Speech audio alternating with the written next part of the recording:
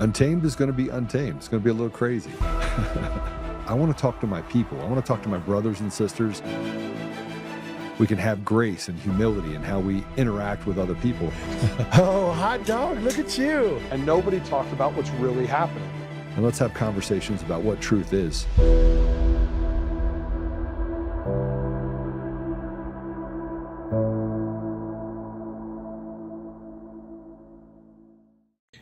We had people come in from what I consider well-heeled townships and say, well, I knew if I sent it down there, you'd figure out where it was. Well, we couldn't.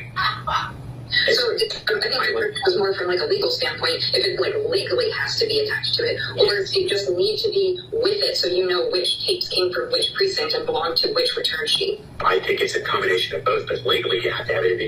The issues that we had when we did the reconciliation is that we were trying to reconcile the number of people voted with the yellow books and then with the return to ballots. I mean, we haven't even talked about reconciling the used and unused ballots, and I presume that's something we can do down the road.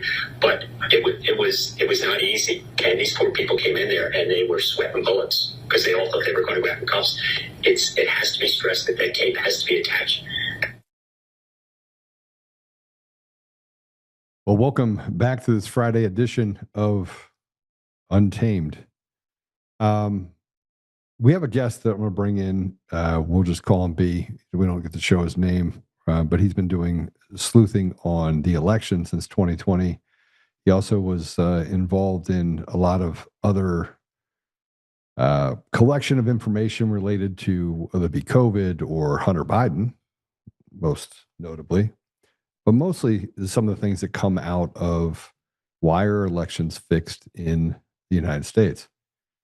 It's difficult to trust people in this mix. We were actually talking about it before we got on the podcast about whether or not we can trust even the Tyler Robinson deal, and had a very healthy conversation about that. I think we'll probably talk a little bit about that, but over the years, B and I have had great conversations related to information that came up, coincidences, some just the smoke and the smoking gun.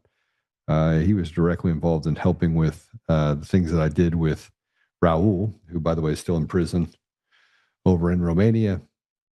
And we don't always agree, and I like that. I like that we don't always agree, because iron sharpens iron, and typically we always come out the same way after a discussion. But with that said, B, welcome to the show. Great to be back here, man. Thanks for having me. Excellent intro. Couldn't have said it better myself, man. Healthy discourse is, the way to keep the wheels of civilization churning. And I think we always come to the same conclusion that, hey, there's distrust, there's chaos, but the output variable, and we find ourselves in the same familiar situation. Like, can we trust this? Can we not trust it? Can we trust the people that are giving us information? And a lot of times we come to the same conclusion that, well, two things can be true at the same time. And we can say that, hey, not everything is going to be Israel's fault. I think it's healthy to say it's probably not. We got enough bad actors here in the United States. You have the jihadis, and you have this infiltration and capturing that's happened of our election systems. And I don't think that requires Israel to do it. I think we did a pretty good job of betraying ourselves.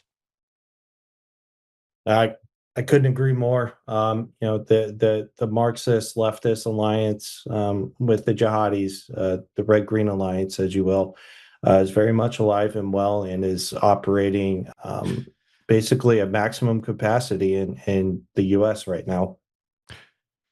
So I want to go through some things, because there's you and I have talked a little bit about who built the adjudication process inside the Dominion system specifically. And we've also talked about, some of the information. How long has it been around? Like, how long have they known that there's been these problems that, John Solomon and others have talked about? Obviously, I've been talking about it since 2020. And I think we came to the same conclusion with this, but from different perspectives, just based on the history of Dominion itself. So here's the post. Mark Cook put it up. And I said, who built the adjudication process? LO, it's laughable. We're still talking about this. I'm ready when you are. And if we look further into this ASEC, which is, by the way, the code review that was done on Dominion's Democracy Suite 4.14. And the date of this was in 2014. Now, they went on to talk about in 2008, the Easter egg backdoors. Review the code found no instances of deliberate inserted backdoors or Easter eggs. However, many of the vulnerabilities could potentially be exploited by a knowledgeable insider. And he used the word insider. Now, if you look at the ASEC review on the other side related to Dominion, same thing, same identical thing, backdoors 2.4.5. And it talks specifically about the backdoors that they were able to uncover in 2014. Now, let's fast forward to 2020, which was 6 years later. Let's fast forward to 2024. You have people in Congress that are talking about it loosely. You have whistleblowers that came forward that said, hey, back in 2008, they were messing with the tally tabs inside of Sequoia. And here we are, 2026, the same vulnerabilities that we've been talking about since 2014. And in large part, an insider, we can talk about Eric Coomer. We can talk about someone else that I know you want to talk about. But it talks about this adjudication process. And we talk Win EDS, you have the adjudication, you have this known ability to have separate databases like we found in Mesa County in the 4 reports that came from there. And then we have something we'll talk about in a minute, which is what came out of Maricopa County and some of the alignment that's happening currently with Kash Patel, the FBI, and of course, Cyber Ninjas. So what do you make of this ASEC report and the date, the timing, and the fact that 12 years later, we're finally being Captain Obvious? Well, what's funny is if you want to go back to the date and time of this report, they would have called us extremist Democrats and election deniers on the Democrat side of the aisle. So just find it and not just talking any Democrats, we're talking Elizabeth Warren, Kamala Harris, Ron Wyden, etc. So not exactly your run-of-the-mill. But what's interesting, I see you alluded to Goran Abramovich there, who is, if you go back to the patents, he was the original chief technology officer for Dominion Voting. He's the one who was actually recorded in 2016 talking about how their customer service assistance center in Belgrade, he actually, this is in an interview, you can actually read this by yourself. He was the president of the Canadian Serbian Association. It's CANSI is the acronym. And in this interview, he talks about how Dominion Voting and how they're assisting in the 2016 election and how they can, in real time, they can assist a technician anywhere in the world directly, live. Now, how can you do that? If they're in Belgrade, how can you do that? These are standalone isolated systems. But anyways, to your point, it's also incumbent upon us to not forget that Sequoia became Dominion. And when you actually go into Sequoia's bankruptcy paperwork, their Chapter 7, Chapter 11, I believe I've shared this with you before too. I believe it was Judge Oltmann. When I shared those before, it was basically Sequoia and Dominion and Smartmatic were listed as... They were listed as creditors on the Chapter 7. Yeah. So they were able to recover, if you look in that file, they were able to recover information related to, and the IP related to the bankruptcy for Sequoia. Yeah. Sorry about that. Yeah. So, we keep talking about the loose fit, disparate environment that allows for them to show that, there's no connected tissue. It's all just a coincidence that these people are all connected. But as you start to dig into where the connections take us, it leads us back to the same players. You can talk about Eric Coomer lying in his deposition. You can talk about John Polos. I don't even think that guy can fog a mirror. He really just doesn't know what he's talking about and is more of a placeholder CEO than he is anyone of any substance or intelligence, because I don't think he articulated or talked to the structure of Dominion and how it worked when he testified even before the Michigan committee. Yeah, no, he's definitely there because of that NCI degree, and that's not even his full name, by the way. It's not his actual name, by the way. What's his actual name? It's something like I know this. Stephanopoulos. It's a Yeah. long one, man. He's got like one of like those really long, weird Greek last names. Greek names, But yeah. he is actually on the original Canadian patents along with Ioannidakis and Hoover and Goran Abramovich, if you go into like the original Canadian patents. But obviously, he wasn't on the scientific side of the house. But there Well, is like I don't think he understood how the system worked. I think he was a no, patsy. He's just he has no technical acumen at all. yeah, and that so that leads me, you know, a part of that leads me to, and obviously we're talking about like who's responsible, and you have Eric Coomer, which started out as the chief architect, gets moved into a different position.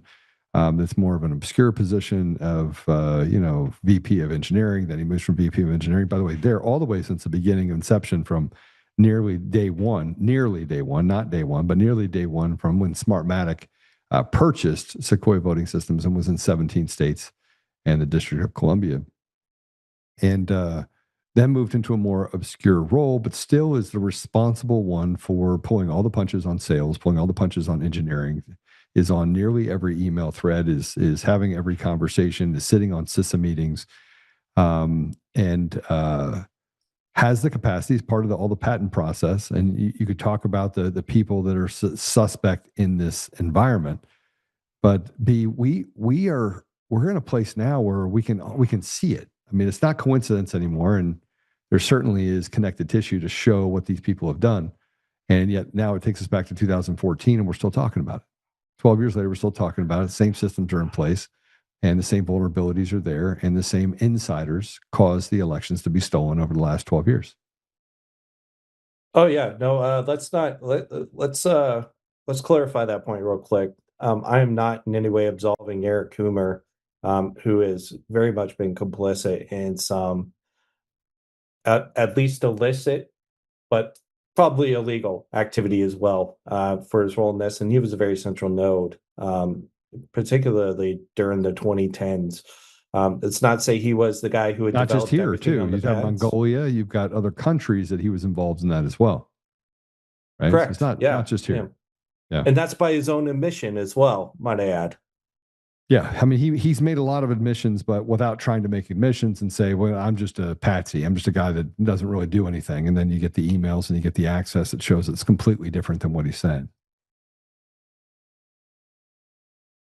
Yeah, it's correct. And, it just goes to show we should have absolutely zero trust in these election systems because, again, we know the bad actors are formulating these designs, these architectural designs, these frameworks, these systems.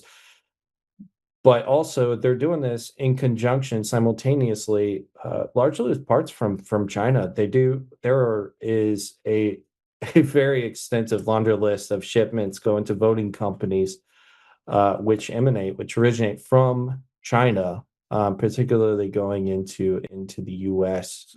And there are bills of lading to support this as well. Yeah, so we're going to talk a little bit about that. But I want to talk about this because a familiar name keeps coming up, two familiar names. I got a little heated on a conversation I was having with you related to these people, but one of which is John Solomon, right? And he now is, the trust for the FBI and the CIA, you'd probably say it's non-existent, right? The American people have no trust in either one of those establishments.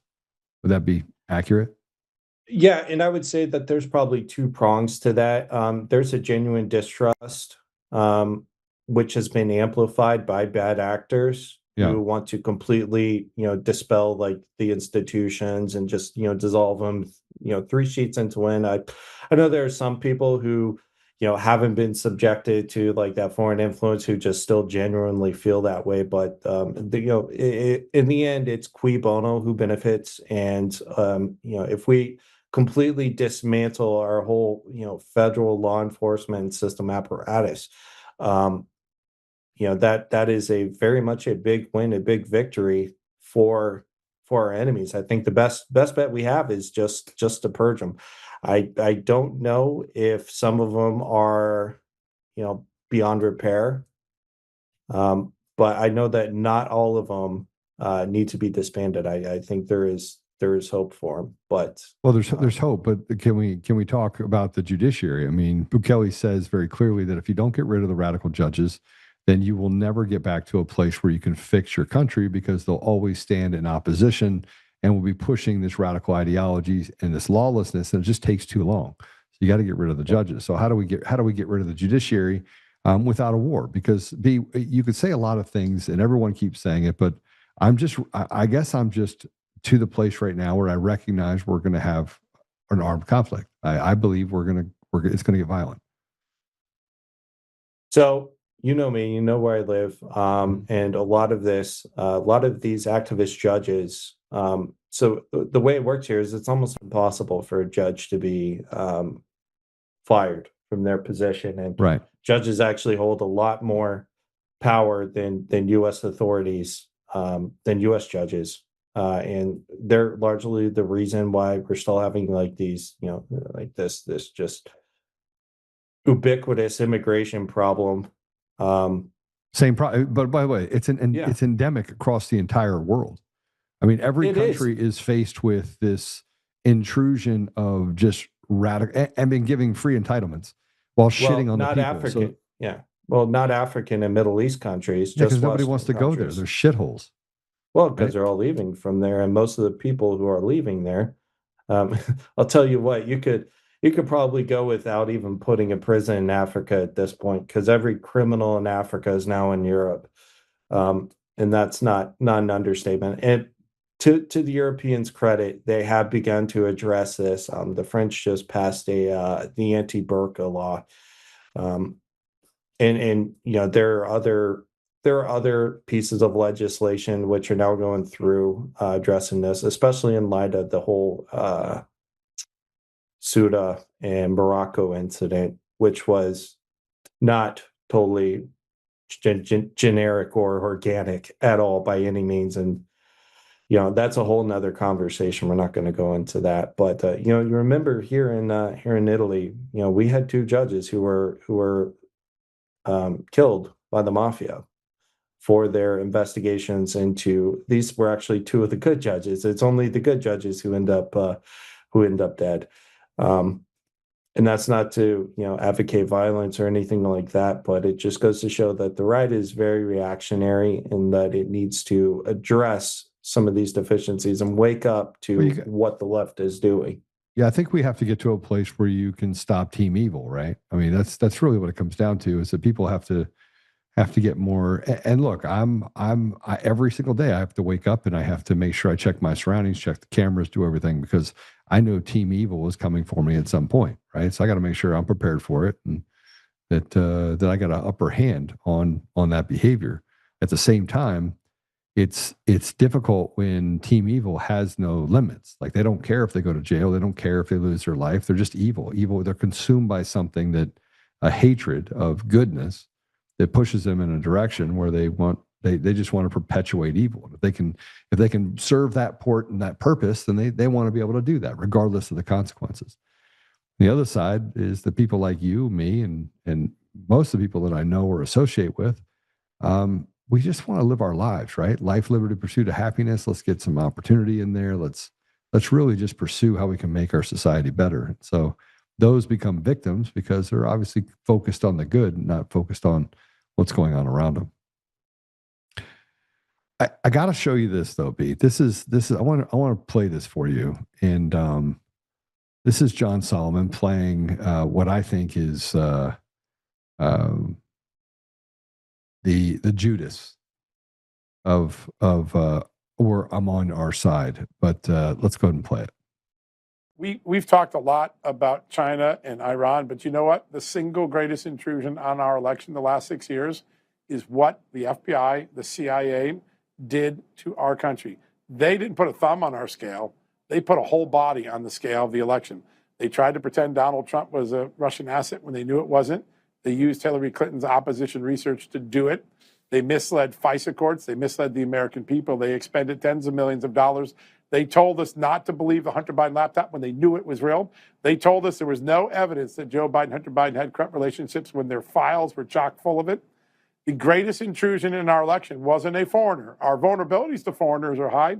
The greatest intrusions to our elections were our own intelligence and law enforcement agencies from 2016 to early 2025. They intervened in our election more than any foreign power, and thus far, none of them have paid a dear price.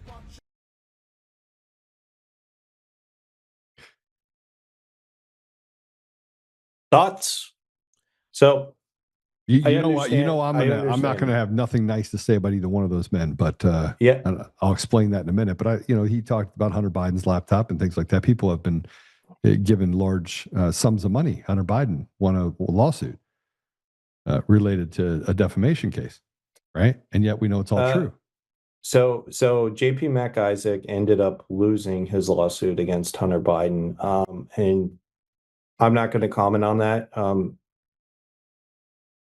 because there's things regarding his counsel that I believe played a large role in that. Of course. But isn't that usually the case? Hunter Isn't it usually you have counsel that does things on purpose by accident to cause that?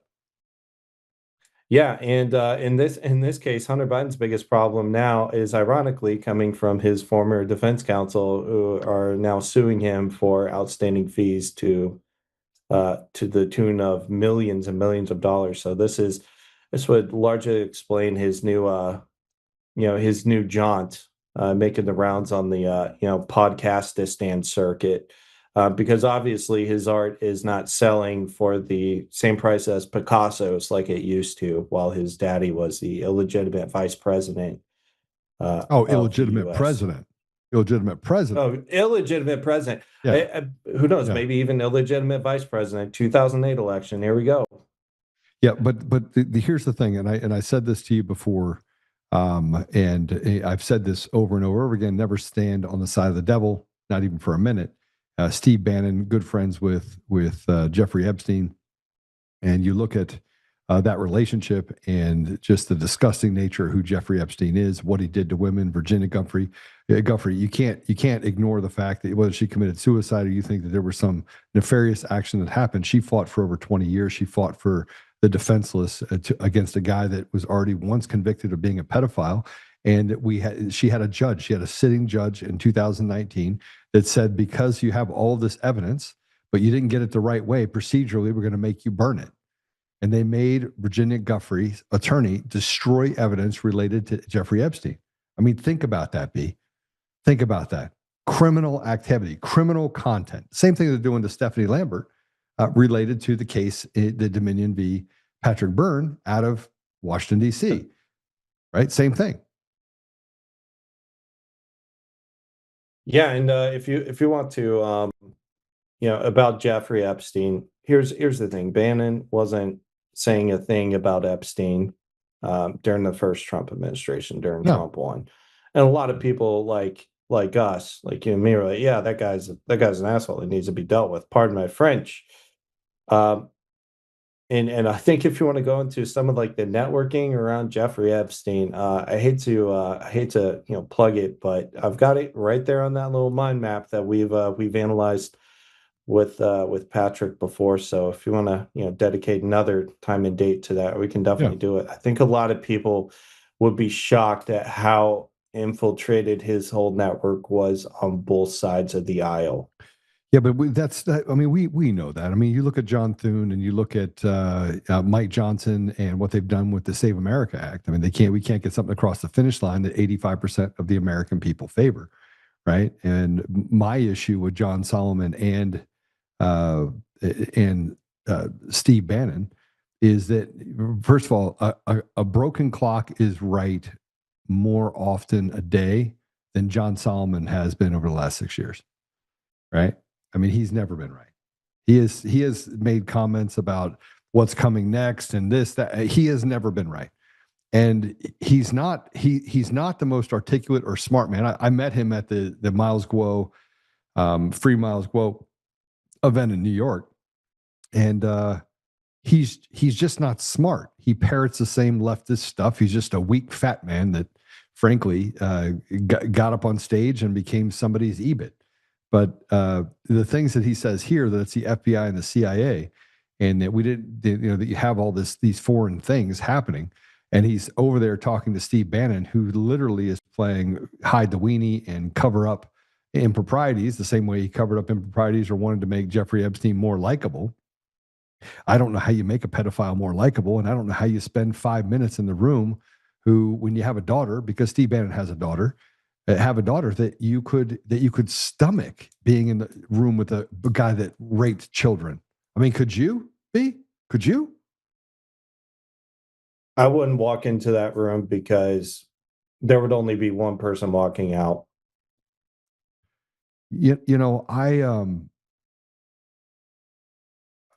I can't. Steve Bannon to me is like, I mean, you have this. He was charged with a federal crime, and I don't know if this federal crime was true related to the wall, right? And he got pardoned by President Trump, and he stood on the ground, the hollow ground. But then you find out behind the scenes that he's working against President Trump's interests, which doesn't surprise me. Does it surprise you? Surprise you that people that say that they're for President Trump would be standing behind him doing harmful things to him? No. I'm not surprised at all. As a matter of fact, I think this is still very much ongoing to this day by some people who hold the Trump name, actually have the Trump name on their business card.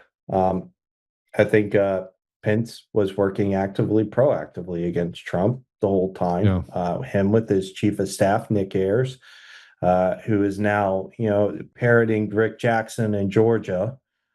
And that whole institute of public square holdings in 1789 Capitol, and some of the questionable behavior around that. So I think that's still kind of ongoing to this day. Hopefully he's still dealing with it better, but at least he doesn't have Pat Cipollone back in there.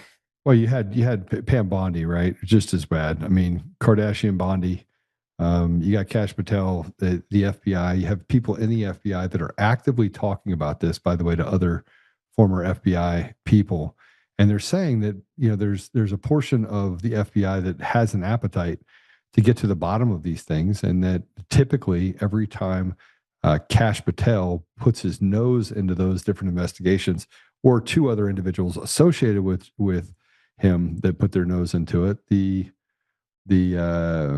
SAC, or the person responsible for overseeing that, steps in and says, I'm going to reassign you to something different, or we're going to move stuff around. And so there's a growing frustration inside the FBI that people are basically trying to play hide the weenie, moving stuff around inside the FBI so that you release just enough to the American public that you quench that thirst that maybe something's going to happen, kind of renewing this hopium. I feel like they must have a people meter out there that's measuring it. But it's not sincere. There's no sincerity in getting to accountability for the American people. They just want to keep us enslaved. And I think that they realize that, frankly, the American people just don't have an appetite for anymore. And they're just trying to figure out, okay, where's our window of opportunity where we can just crush the opposition or crush the ability for there to be any sort of outcome outside of what we want to be the outcome.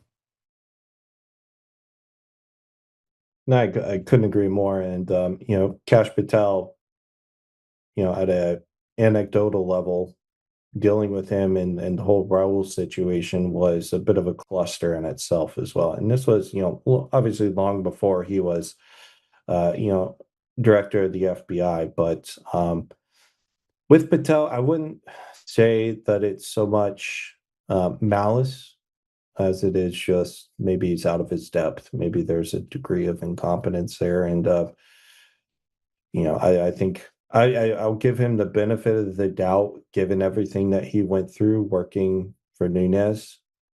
If there was something there on him, it would have already been exposed. It would have been out, just the same as with Trump. If there was something there with Russia Trump, there would have been no need for, Oxford comma after he ditched, Comey.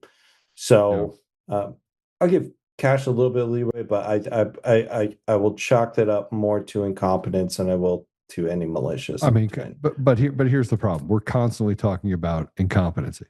Pam Bondi, incompetency. Todd Blanche was blamed for what happened with Tina Peters. A pardon was issued, and you had them parroting this deal that the states' rights don't allow for a presidential pardon to apply to state charges, which is absolutely bunk. Matter of fact, the only 3 cases associated with that where a presidential pardon was given on a state charge, all 3 were found to be valid. The president of the United States has authority over the citizenry of the entire country. And yet they came out and parroted the same thing, and the DOJ did not have an appetite to walk in with the Marshal Service and take Tina Peters into custody. She'd spent another 8 or 9 months in jail before a Democrat was able to pardon her. So I just feel like it's more kabuki theater that falls on the shoulders of the American people. It never falls where it's supposed to fall. Well, I think we get glimmers of hope. Bill Pulte was certainly a breath of fresh air in that regard, and there were a lot of people who were very reserved towards him. I was not one of them. I was a huge fan, even during this temporary appointment. Now he's not there anymore. Let's right back into Todd Blanche. What do you think of him? I want to believe. Yeah. I mean, I think Todd Blanche, he has his moments of glory. I mean, is he better than Pam Bondi is a product of Brian Ballard. And but Todd Blanche was in essence running things. Pam Bondi sat down in her Florida, whatever you want to do it. I mean, the CEO of the DOJ in large part had relinquished control to Todd Blanche. He was the one running things on the day-to-day for the Department of Justice. And it's hard to look at the AUSAs that we have across the country and not think these can't be the smartest people that we have that are available in the legal world, right? It's just not, it's not possible. We walk past very competent people like Professor David Clements. They should have hunted him down and said, put him in a position of trust and authority. But because they didn't, and others, the Bob Destros of the world, the John Eastmans, there are special appointments that could have been made that would have been Wreck-It Ralph, but none of those things were to happen. And instead we get people that are just status quo people, which leads me down the path of they don't want to solve the problem. Well, I think there was also this sort of ecosystem which was built out of MAGA, full of milquetoast intellectuals, and they kind of moved in as the new political consulting class, and it became a good old boy network again. Yeah, and it was even so much of a good old boy network that even Heritage was kind of left on the outskirts in some regards. But I think that's just the nature of politics, and you wonder why we don't have the top AUSAs in the world.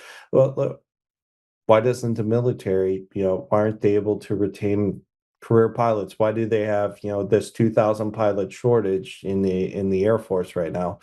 Why do military doctors get out of the military?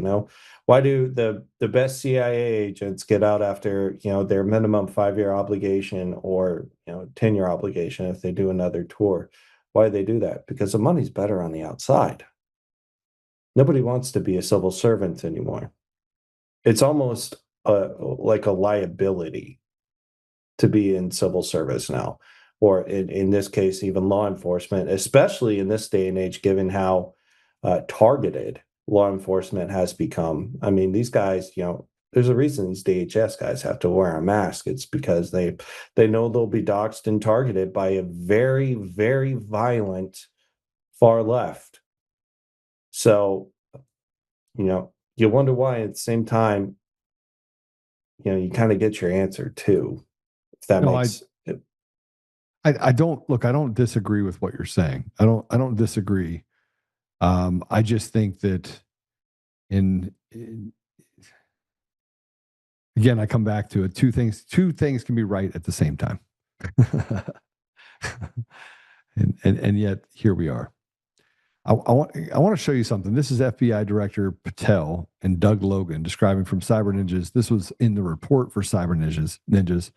And this is the information that they released from FBI Director Patel. It's not Cash's report. It's a report that came out in 2020. Obviously, he was not the FBI Director in 2020.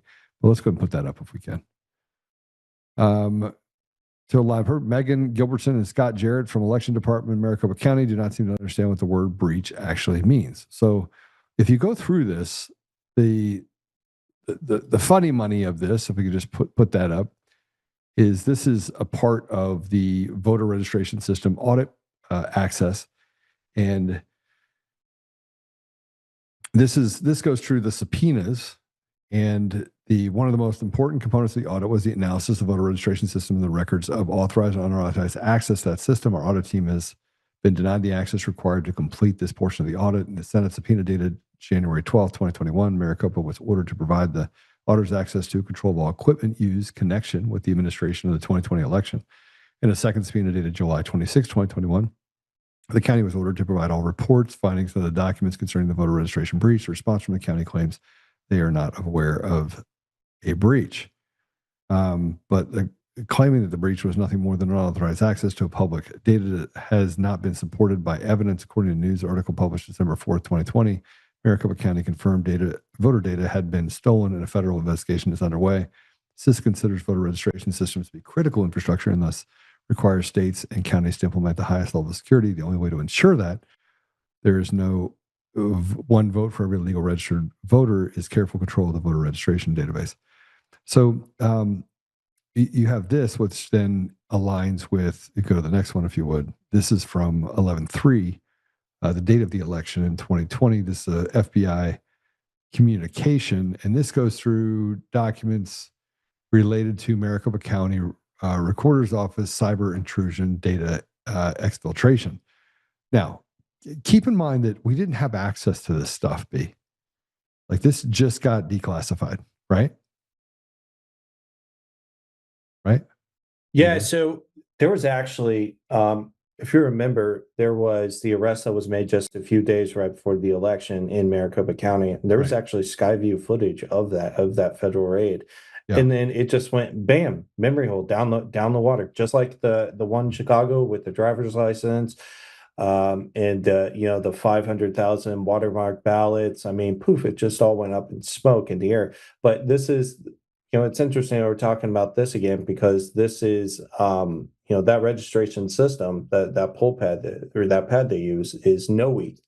And if you go into the RFP for Georgia, when they accepted Dominion voting, part of that was with Knowing, and Knowing completely redacted every single page of that RFP. Why?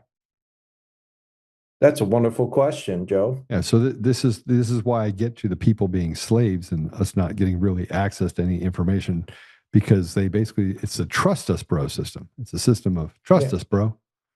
And why was Scott Leyendecker running Knowing? Yeah, who founded Knowing? Why was he involved in elections in Central European states and the Balkans? Yeah. Dating back and had connections with some of the same people that we're talking about related to Dominion voting system. They're all in on it. It's a big club. It's a big club. Yeah. But as you look through this, my point is that as you look through this documentation, it does not take a rocket scientist to figure out that, we were talking about this infiltration. We were talking about this days after the election. Now, it's Providence. I was on a call with Eric Coomer, which, by the way, I just want to point this out.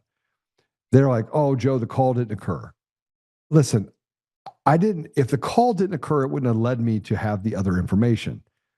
The other information on Eric Coomer by itself was damning. As you get further into the last 6 years, it gets even more damning. The call, let's say that I would have left the call out. Then they would have come back and said, "Well, how did you get access to this information?" I was like, "Well, I was on this call." So I gave them all the information, B. I gave them all the information. But the call is not as important as everything else that we learned about Eric Coomer and his involvement in the 2020 election being stolen. The only thing that led me to Eric Coomer was the fact he's on a call bragging about the fact that Trump's not going to win. Otherwise, I wouldn't have had, but one does not relate to the other. It would have been explosive either way, without a call, with a call. It doesn't matter. There's no call. Eric Coomer goes, but there was a call, which led me to Eric Coomer. There was no other way to get to Eric Coomer other than the call.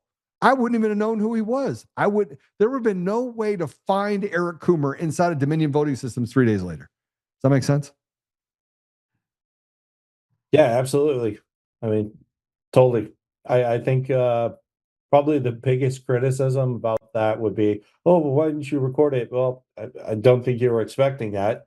I mean, I wasn't expecting. Look, you're looking for Antifa journalists. First of all, the kid that gave me access to it is Antifa, and we all saw what Antifa did to people in 2020. I mean, they murdered a guy in 2020, literally in Portland, Oregon. A guy walked up to a guy and shot him point blank range in the chest, killing him. And later on, when the police went to go look for him, he ended up killing himself. That's why I say evil is not afraid of the consequences. They just off themselves, and Team Evil did what Team Evil was supposed to do.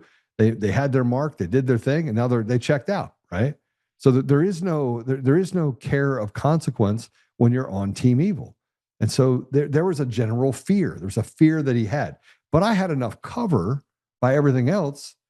October 15th radical leftist deal where I said I'd infiltrated Antifa. You have John Tig Tigan, you have their own affidavit on their side. I mean, it's just nonsense. It's nonsense. And everything that the left does is nonsense, but leaves behind these breadcrumbs. And yet we're still having a conversation on whether or not we should throw out the machines and pass the Save America Act. It's crazy. It's nuts. I agree. There is, and to that point, explaining how election processes work to people abroad, they're absolutely flabbergasted that the U.S. would have such a compromised system. Thought If of not on mail-in purpose. balloting, If not on purpose. drop boxes. Yeah, even the voting machines, they were tried once here and never happened again. Smartmatic was used once and then poof, done. Bye. And I trying to explain to them what happens. How did Joe Biden get 15 million more votes in 2020 than when he did when he was elected to be vice president for Barack Obama? Well, and how did a guy that basically couldn't fill circles in 2020 and stayed in his basement and couldn't articulate anything, let alone what he had for lunch, win by a popular vote that was so superfluous? And you could say that they needed to have those many votes in those areas in order to defeat President Trump, and that would be true. But they also knew that they needed to make sure they took President Trump off of the table, because a successive 4 years could have been detrimental to everything that was happening in the country. So, which leads me back more. Yeah, which leads me back to the Smartmatic election shipments. You were able to uncover this stuff, and I want to put this up. And the reason why we're bringing this stuff together with everyone, just so you know, is and I push back a little bit that look, people don't they can't they're just they don't give a shit about coincidences. They want to see hard facts. But I think we have to put this up here. Here's a Smartmatic election shipment. What are we looking at here? Why is this important, and what happened as a result of this being released? Okay, so this is a Smartmatic. So this is from a UK incorporated entity called Smartmatic Elections, which is registered same address as Smartmatic SGO. And we'll get into what they've been up to a little bit later on, probably in another episode with something called Folio. But let's just look at this. Here you have this one shipment from Smartmatic Elections in its entire existence, right? That was it. Just one shipment. Now, if we go down here, we'll see it took place in May 2020, correct? Yep. So if we keep scrolling, we'll get even more information. Where did it originate from? It originated from China.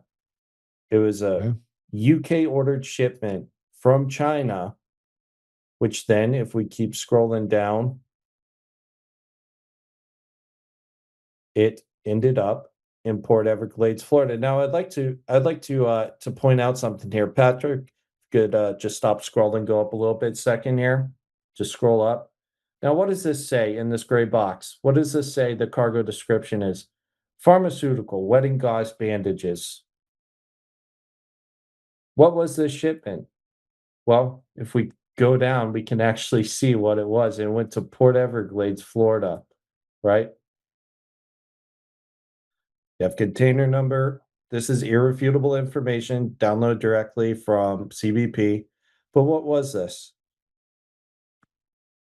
Well, for a total shipping price of $8,280.72, Smartmatic sent 4 containers of face masks from China to Port Everglades, Florida. Why would they do that? Oh, that's a wonderful question, Joe. Why would they do that? I wonder what was on that shipment. Why would they need to send 4 containers of face masks? Why would Smartmatic SGO need to send 4 containers of face masks? Well, 4 containers of face masks, and it was 10,000 kilograms, right? 16,000 actually, total weight container. Oh, is it 16,000? Okay. Yeah, number of containers, 4, weight 16,000 kilograms. Quantities 1,600 count. Yeah. 1,600 what? Boxes? If I am, and I've actually done customs work before, I was actually certified. If I would have seen any type of documentation like this, I would have flagged it immediately. But there's more. Okay. Let's move If we on go- to. Okay, go ahead. Keep going. Yeah, let's go over to the second one. Smartmatic International Corporation. Corporatio, I get it, it's cut off, doesn't matter. What's that flag that's right next to it? What is that? What is that? Oh, that's right. Yeah. That's This China's one. flag. Oh,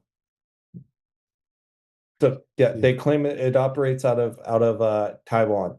yeah, Taiwan. Okay. Yeah. So 3 Zhang Road, Saiwei Lane, Xindian District.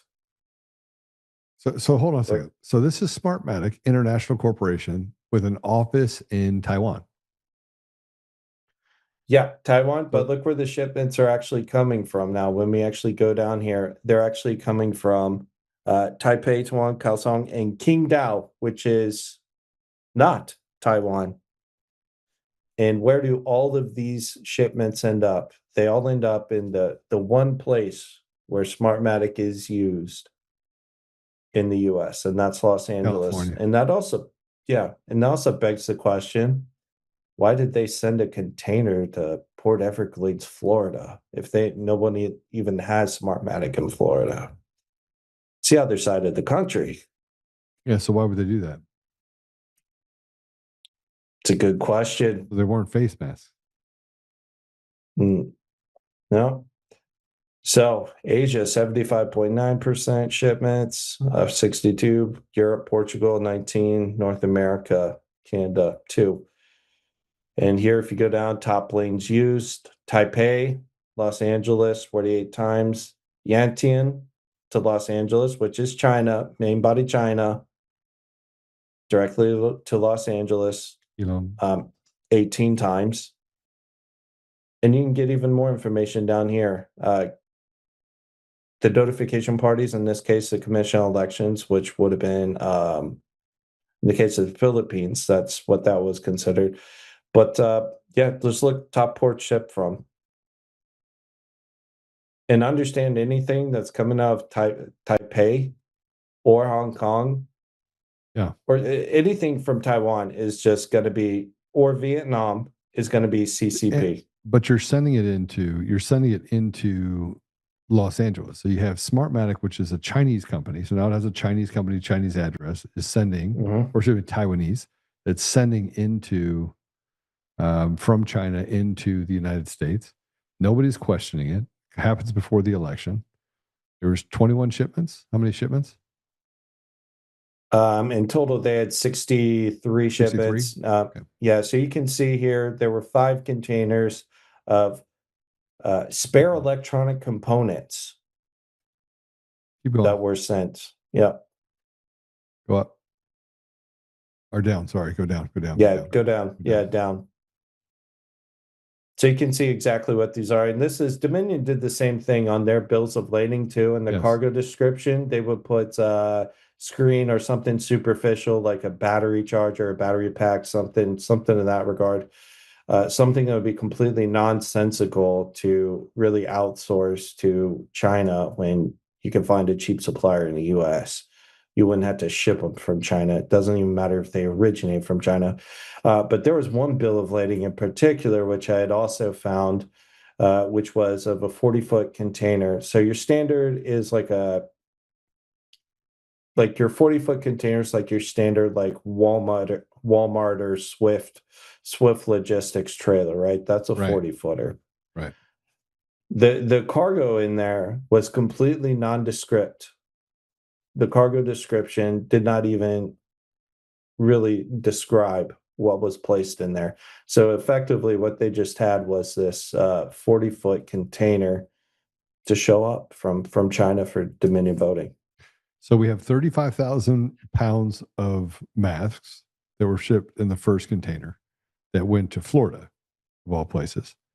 Yeah. And then we have 63 containers that went to Los Angeles and spare parts.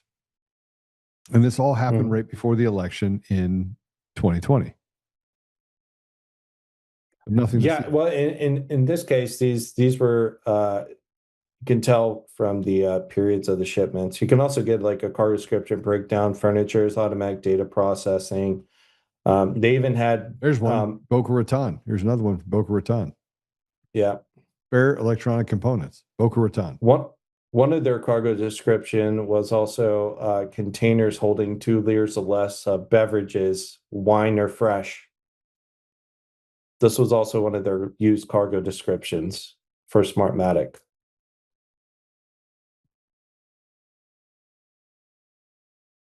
And again, this just goes to show, why are we even opening up ourselves to the possibility that these shipments are nefarious? Just shut down these voting machine companies. We just can't. We can't. It'd be 90% less, 91% less. It would cost us 99% of our current budget. 9% of our current budget be if we would just go to hand count paper ballots, precinct counting, just upload it into a system, make sure it's certified by the left and the right. You have left, right, middle that were there to watch it, make your precincts no more than 3,000 people, and away you go. And you'd have massive number of precincts that come through. You'd have the ability to audit it. It'd be paper. You'd have an ID, make sure you have clean voter rolls, and you would never face this problem again. Yep. And over here, the way we do it over here in Italy is you have an assigned precinct. When you become of age, you have a precinct assigned to you. You have a polling station assigned to you. You're then mailed your voting registration card, which contains a block for a stamp, because when you go to vote, you then have to get a unique stamp for that specific election or referendum before you can even step foot into your assigned polling pad, to your assigned polling box, where you then have to write in all the information. It's not, fill out the Christmas tree. It's not fill in the blanks or circle in the dots. Yeah. It's literally write out the candidates, their party, or the law, the legislation, yes or no, approve or not approve, and then you slip it into the box. And by the time that we wake up the morning after, we already have a final count. This is not hard. It's not hard at all. And these guys go 3, 4, 5 weeks without having an outcome, and it's because we have it's just large numbers. You can manipulate any outcome you want, any primary, any election, and the American people are so retarded, and frankly, they're just they just feel like they've been put in a helpless situation where they don't have any control over the very thing that they should have all the control over. And it's going to take violence, bro. I'm just telling you right now. I don't wish violence on anybody. And I just gotten to the point now where getting angry just doesn't do me any good. I'm back to the pre-2020 where I just recognize it. I'm like, all right, I'll just wait. I'll wait for it. Are we not already at the violent stage though? I mean, look what's going down with all the protests. And this is why I say, I understand your point with Tyler Robinson, but people need to identify that the far left is a very violent entity. They have a lot of foreign backing as well. Let me just tell you something. The left is not violent. The left is violent, but they're a nuisance violence. Like they have no idea what violence is. They have no idea the fact that when the American people, and I hear this every day, decide that they've had enough of team evil, the good people of this country will do what they did in World War II, and they will annihilate. They will literally wipe them off the face of the planet. I mean, it's not even close. It's not even close the type of power and strength good people have versus the team evil. It's not even close. It's not even close to being a competition, right? When the good people of this country decide to go on the offensive, and I think it's happening. I think it's coming, right? There will not be a stone left unturned, in my opinion, right? And I pray it doesn't happen, but I'm also a realist, and I can see some of the things I'm going to tell you about real quick as we wrap this up. You cannot have some of these things happen, and the American people say, "No, we're done. We're done with you stealing elections. We're done with you overtaxing us. We're done with you stealing our homes and stealing our children and telling us that you can do whatever you want to them. We're done. We're done with you handing out handouts and entitlements to illegals and people that are foreigners, giving them our judges' jobs and making them rule over us in our communities. Yeah, you can just F all the way off." You see it happening, bro. I'm sorry. You see what's happening. And I know you're in a different country, but it's happening here. It's happening. Well, I mean, the Civil War started for less. Yeah. I mean, so I think the parameters have been moved, to Revolutionary War. Yeah. There's a valid argument that it started because of, T-tax, whatever. Look what happened to J6. Say what you want. Those American people, man, they showed what the power of the people is. And you could say that insurrection, whatever, which is a lie. But the American people in mass for good, evil can't even, they run like little you-know-whats. They hide. Well, and this is, and we've talked about this before. This is what makes the 3.5% rule so effective, because the way it targets public opinion, and it kind of just, it sedates the masses. It really, it controls the narrative. That's really what the far left is relying upon. And, I wish we had more time to go into the other stuff. I know we were going to revisit, some of like those more glaring examples, but right now, yeah, I'm not seeing that everything can be done to address this before something goes kinetic, because there's too many jihadists running. There's too many commies who are still getting in. The DSA is, the Democrats have pandered to the DSA for years, and the DSA have emotionally manipulated the Democratic establishment for years, well over a decade. right. And now that relationship is just becoming public, and it's open, it's out there. And now, for the 25th anniversary of September 11th, we're going to have an openly jihadist mayor. Let's make one thing clear. Zohran Mamdani is a jihadist. He parades himself as a socialist, but he is by all accounts a jihadist. He even wrote about this himself while he went to Egypt in 2012 to support the Muslim Brotherhood while he was still a student at Bowdoin College. Yeah. He wrote about this extensively, his time there, and how he had to self-exile. He had to leave because he felt unsafe after the Muslim Brotherhood fell in Egypt, because he felt he could no longer walk around as a brown man with a beard in Egypt. Yeah. No, I totally agree with you. And to that effect, we should probably really quickly look at this. But there was an election that just happened in Michigan. It was a primary election, and Abdullah Sayed just won. And this is Latina Brown talking about, I thought Abdullah Sayed was going to win by a landslide. All the polling conducted is wrong. The race is very close. The DSA just handed a win to the Republicans for the general election. Just you wait for it. Okay, so Abdullah Sayed, Democrat. And again, you see 50-50. See, 48.5, 47.5. And this is 50-50 even on the Democrat ticket. So not only... I gotta say this because the retarded can't understand this.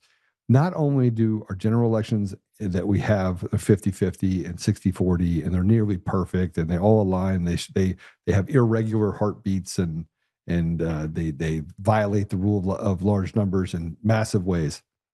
We have more 50-50 elections in this country. But now we have the same thing happening on the primaries on both sides of the aisle. So they're actually picking winners and losers and picking who's the candidate for the Republicans, and now they're picking it for the Democrats. No difference. Yep, and that is, they allowed the very beast that's going to defeat them to fester and to mature and to percolate. And this, what was the eventual outcome? If you have people, a gerontocracy, basically. Yeah. With 60, 70, 80-year-olds, do you think that they can just keep their hands on the lever for all eternity, and that these systems wouldn't then fall into, someone else's hands to be manipulated and abused? And this is where we're at now. On the far left, they are much more organized, and they are much farther ahead than the GOP is. Because again, the GOP in its own nature is stagnant and reactionary. Well, because we're captured, right? Good people get captured by the idea that someone is good. This is the same thing I say about John Solomon and Steve Bannon. They talk softly, and they move things around, and they make it look like they're actually on your side, and they anti-establishment, but they're really establishment. They're really play for Team Evil and will take every opportunity, and they're wrong all the time, but they have to lead people like the Pied Piper down a pathway that leads to destruction, while acting like, sorry, oops, didn't work out that way. And as we start to uncover things, go ahead. Well, and yeah, to that point, this is, if someone on the right were to infiltrate the left, and I'm not talking about like one of those no cap on God videos, as epic as this trolling is, you're not going to find a right winger posing as a left winger to infiltrate things like the DSA and to try and subvert them from within using that kind of Fabian-esque methodology. But the left, in particular through the establishment, they have very many actors who have infiltrated on the right and within, the MAGA camp as well. And we're starting to see a lot of that come through the cracks as well. And this is why it didn't surprise me that, Joe Kent had his moment too, because, his wife working for Gray Zone. I was like, oh, that doesn't surprise me at all. So you think he's bad? I think he is. I think the guy, look, I'm telling you right now, filling a role. I don't, bro, we're going to have to disagree. Joe Kent is a man who thinks for himself, and he gets frustrated. When he gets frustrated, he speaks exactly what he thinks. And when he sees the administration, however it's being controlled, go in one direction or the other that violates his conscience, he is 100% a Boy Scout. I'm going to tell you, that guy's a Boy Scout. Joe Kent is a Boy Scout.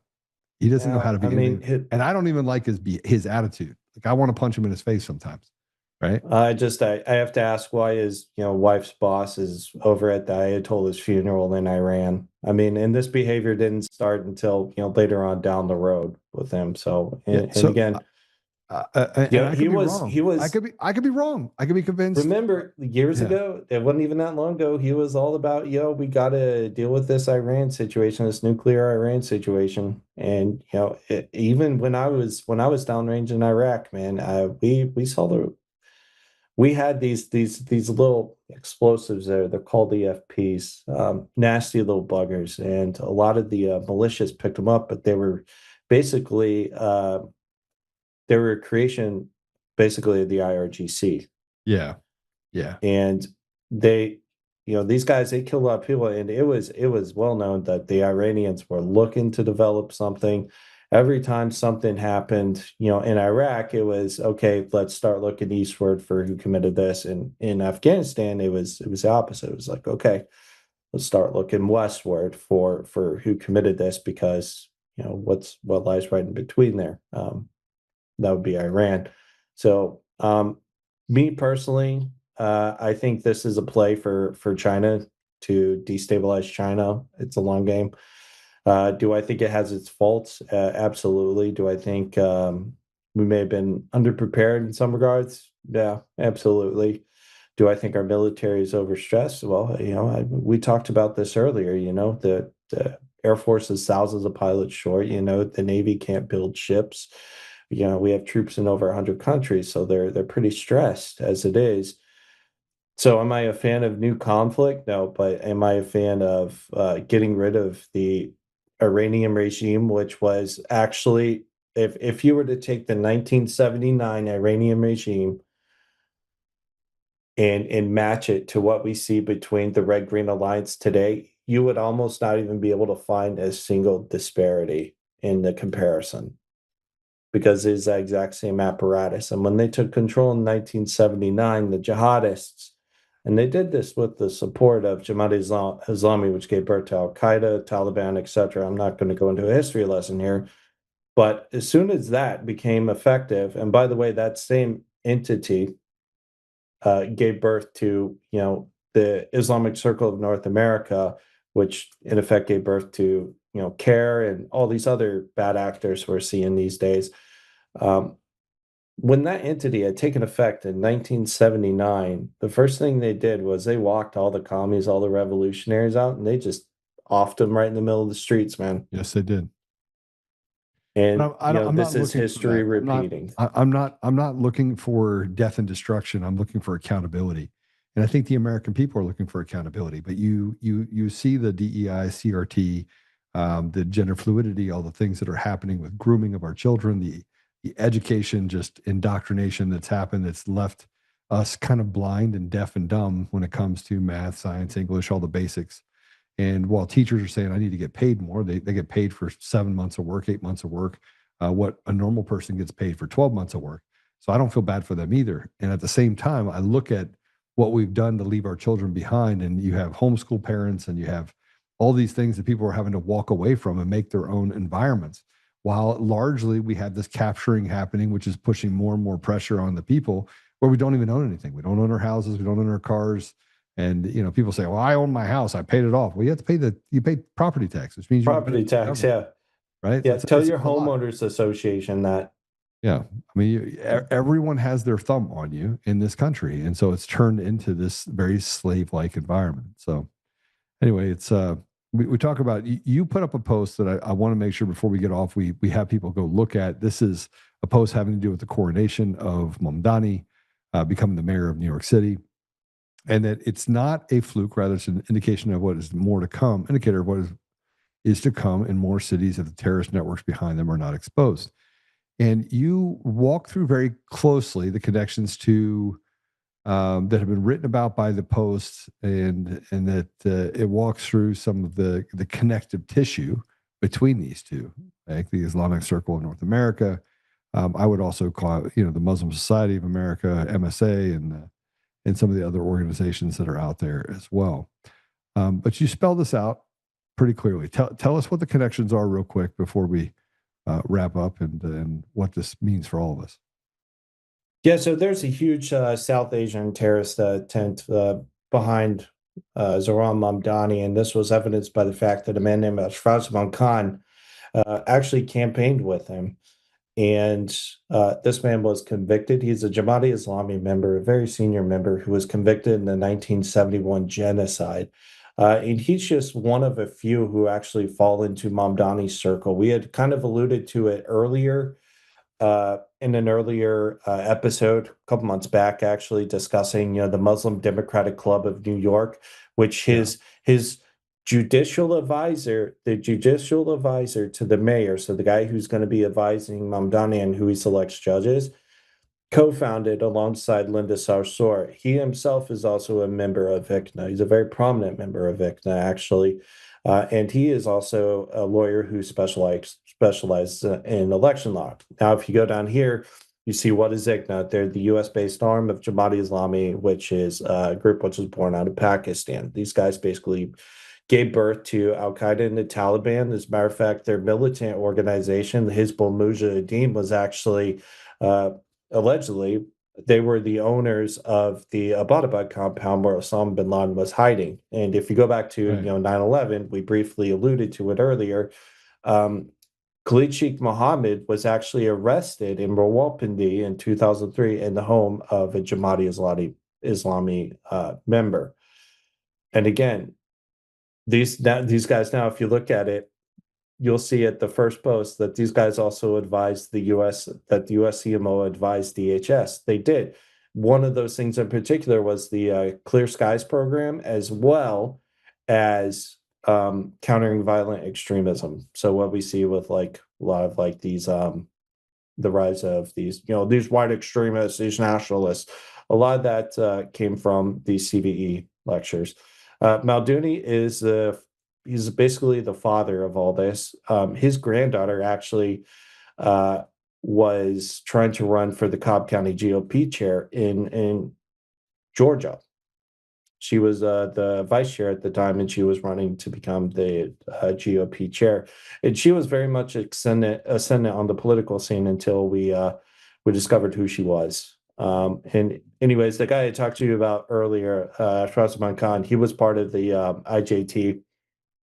They called him the Al-Badir, and these were the guys who literally drugged people out. Like he was actually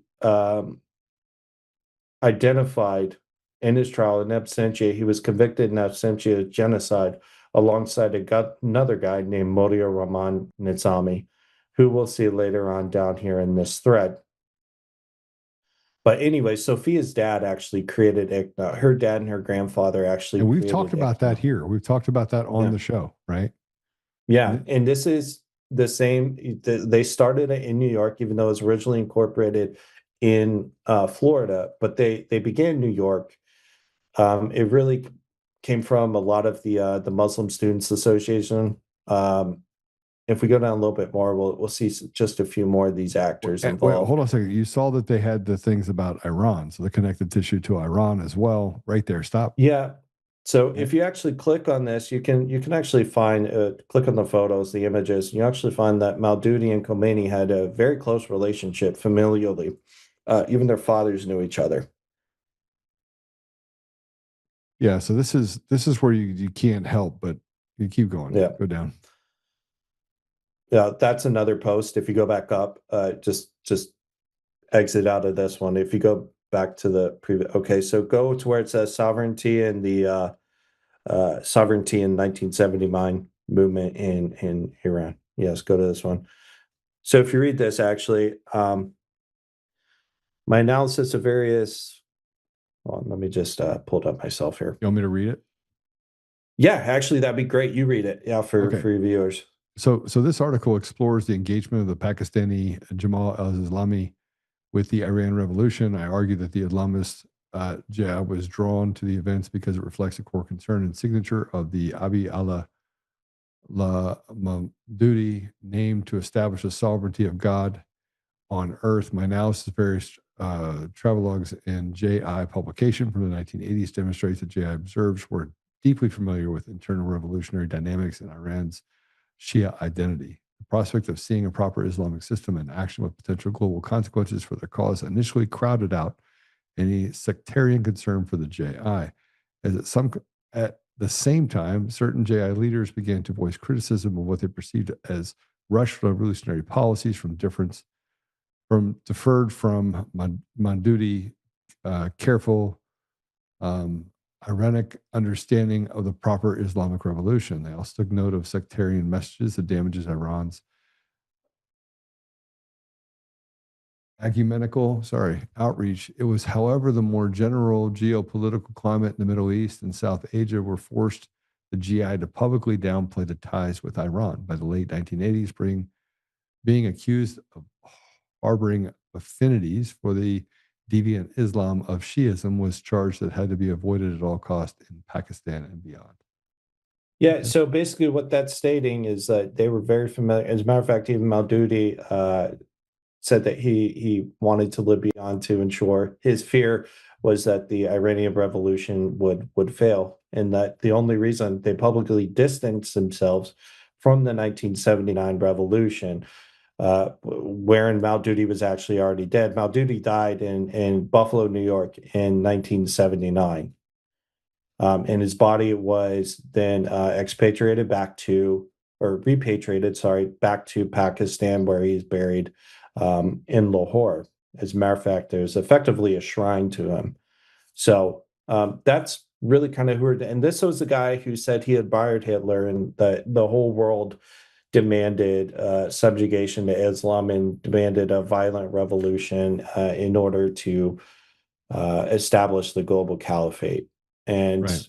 And some of this, by the way, is theater. Some of it isn't. But the bottom line is that what is happening with Mamdani, and we've seen this before, is that they now are questioning whether or not he was legitimately elected as the mayor. That they can't even the election commission can't come up with numbers that would produce a legitimacy to the election of Mamdani, and they're now pursuing that. But again, nobody has been questioned, and at the time, nobody questioned it. Now it's just become this black cloud over the election system. But more and more, they keep saying, "Well, this election's not good. This election's not good." But no one's doing anything about it. B. And I think that gets me to that place where I say now, we just don't have any courage. We have no balls, which is what I said earlier. Yeah, I mean, the Democrats publicly, at least, they're going to be in a bit of a tight space, a bit of a jam between this one. Which is it? Are elections rigged or are they not? Are elections secure or are they not?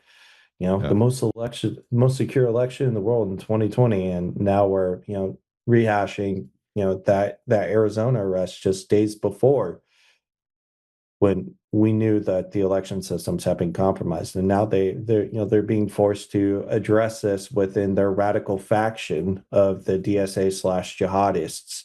So it's going to be interesting to see what happens here with this. But the fact that anyone actually even came out with it, and from what I understand, it didn't actually come from Marty Hornick, by the way. No, I heard it came from somewhere else, but it kind of par for the course.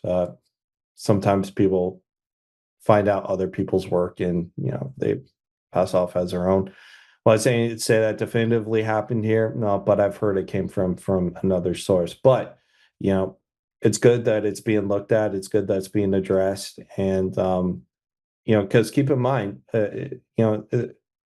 New York City is home to the SEC. It's home to the SDNY, the EDNY, pretty much like all like terrorism charges and like financial fraud charges are processed out of those jurisdictions. Now, granted, those are federally appointed judges, but the fact that they're still operating within that New York City jurisdiction, there's going to be a heavy tilt towards far leftists.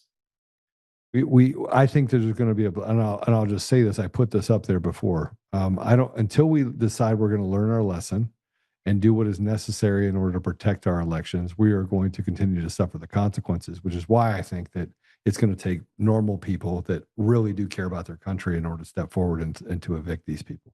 So, and I think that's coming. I think a good starting point would be to have, for the 25th anniversary of September 11th, the families have signed this petition for Zoran Mamdani to not be present. I think it would be a wonderful show of solidarity if, patriots just from everywhere came together by the tens of thousands and just swarmed New York and forced his hand into staying away from those ceremonies. Yeah, that's just me. B, thanks for joining us today. I really appreciate it very much. How do people follow you? So you guys have my Twitter handle up there, at DanteXXX. You also have Jody.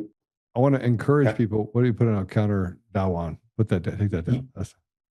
Well, that's also me as well. So counter Dawa is kind of it is. So it's me and a dear friend.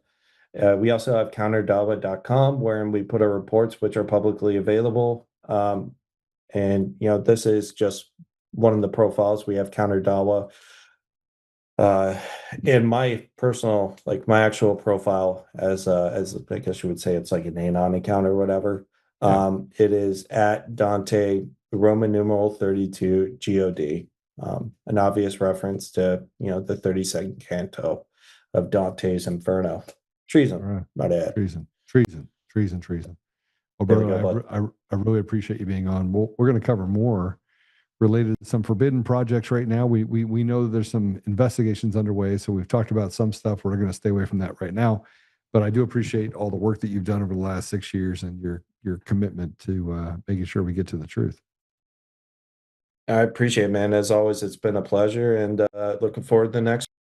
All right. God bless you, brother. God bless you guys. Man, B's, he's been the kind of consistent person in all of this that we deal with. So we're going to close some prayer. As I say before, Apple Podcasts, Google Podcasts, Spotify, Pandora, iHeartRadio, TuneIn, and more. We know we're on Roku. Obviously, that's a new great channel.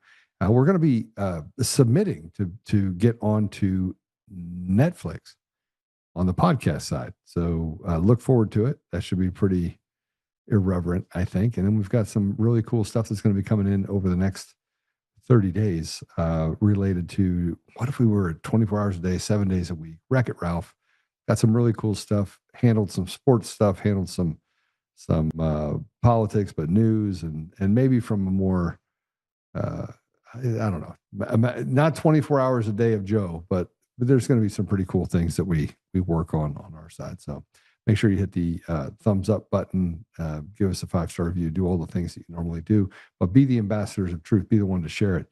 Today's podcast is great. It was a great podcast, and B is always one to bring the smoke and all the information associated with it. Now, again, you'd say that there's correlation, causation, coincidence. What's in the shipping container? It's 6 years later. We don't know. Well, what we can tell you is that there hasn't been honest dealings. And we know that the people involved are inside Dominion. They're inside of Smartmatic. These are nefarious actors that set up shell corporations and other companies everywhere and then hide behind it. That's what they do. They're evil. And Team Evil, frankly, does not rest, and we can't rest either. So let's pray it out. Father God, thank you for B. Thank you for the work that he's done. Thank you for the group of people around the country that has just done amazing things. Thank you for David Clements. Thank you for Mark Cook. Thank you for Ed Solomon. Thank you for the people inside the administration that are working hard on making sure that we can have accountability. Thank you for President Trump for having all of the courage that he has to stand up and to do very unpopular things at times. And some things that I don't agree with, but that frankly may or may not be necessary. But I don't have I don't have access to all the information. So we tend to kind of criticize what we can't see. But there are things we can see, Father. We can see that there's a restoration that's needed, and putting you back inside of our society in every way, shape, and form is the way that'll lead us to a more ethical, moral, more opportunity, and more blessed society. And Father, we just ask for that for not just America, but for all nations around the world. We see this endemic problem that's kind of eaten at the soul, the very ethos of faithful nations. And so, Father, we just ask you that the people would be awake and that they'd be able to fight back. And Father, we just ask for the courage, commitment, the wisdom, the tenacity to fulfill your will. And we know that ultimately it comes down to what you want, Father. But obviously we can see what's in front of us, and we desperately want to lead us towards a path of happiness and peacefulness, and we know that it will take work. So just help us that we will stay in this fight. I say these things humbly in Jesus' name. Amen. All right. We'll see you guys later. Have a great weekend. Have a great Saturday. Have a great Sunday. Remember, go follow me, share me, do whatever. But make sure that you also become an advocate and a voice for truth, and just do your own research, right? Don't, like I said yesterday about Tucker and others, some are bad, some are good, some are misguided, but do not let high school creep into your life. Do not let them dictate what the narrative is for individuals, and make sure you do your own research before you say that a person is or is not a certain way. So God bless you. We'll see you guys soon. Take care.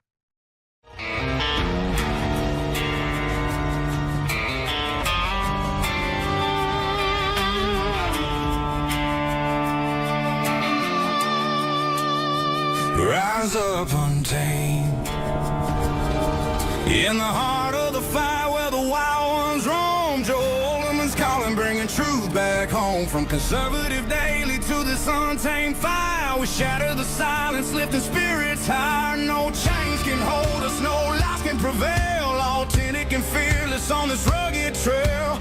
Patriots gather under stars and stripes. Untamed nation, igniting the night. Untamed nation, let the truth roll out in this land of the free. Standing proud from sea to shining sea, we won't back down. Catch the fire, wear the crown. Untamed nation, it's our battle song, motivating hearts where the brave belong. Yeah, untamed and wild, forever strong. Play it again all night long.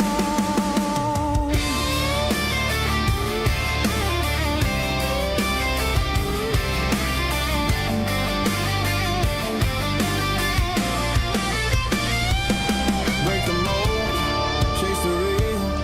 No more games, time to heal.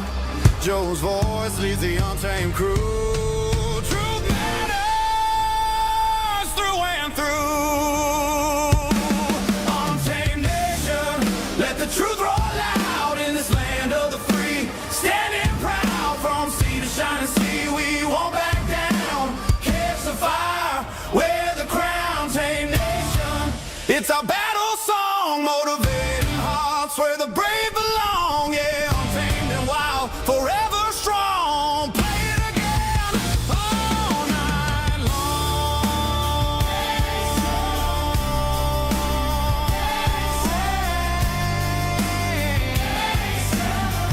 Truth forever.